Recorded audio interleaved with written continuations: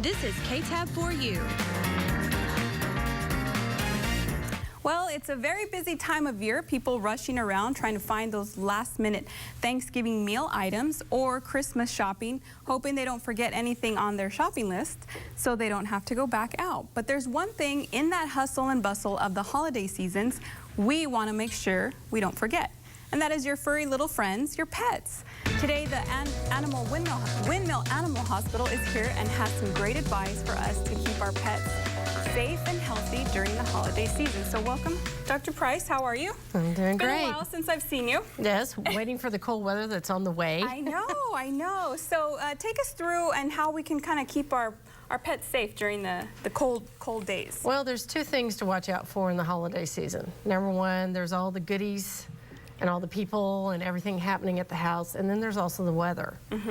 So let's cover weather first, since it's going to change tonight. Okay.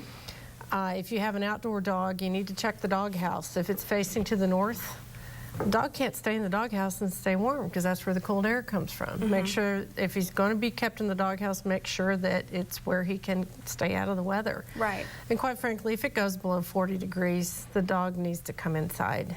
Okay. Make a pallet of old blankets in the garage, set up something in the utility room, keep them comfortable. Yes.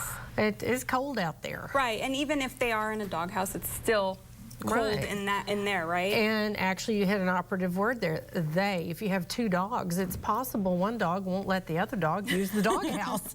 So he's hanging out in the cold weather with little icicles hanging from his chin. Right. So when it gets cold, bring them in. Get them comfortable. In the garage, is that okay? Yeah, a garage on a pallet of old blankets. It's where it's warm and quiet, and where the wind isn't blowing through, where they have access to water, not a frozen bucket.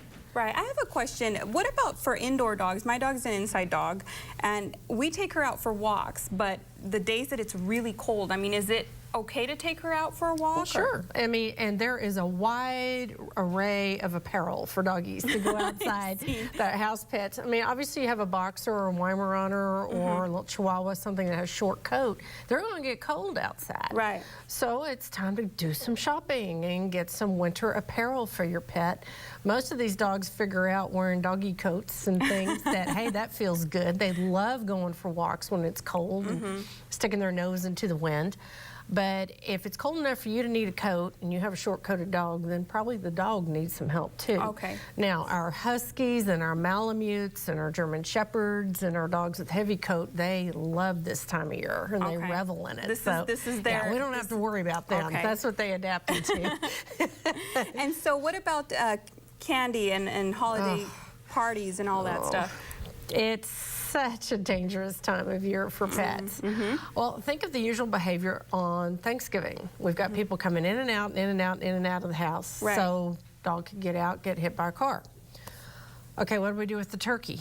We bone it out, we take the skin, we put all these yummy scraps in the trash, and then we go collapse into a coma from the turkey meat in front of the TV watching football games. Dog gets into the trash, eats those bones, eats all that skin, and now we have a veterinary emergency. Okay, that can be life-threatening and be very expensive to treat. Chicken bones and turkey bones are bad for them, right? Yes, they're too brittle. Dogs will crunch them up, turn them into these sharp glass-like shards in their digestive tract. Very dangerous. Okay. The skin from the turkey is full of fat that can cause pancreatitis.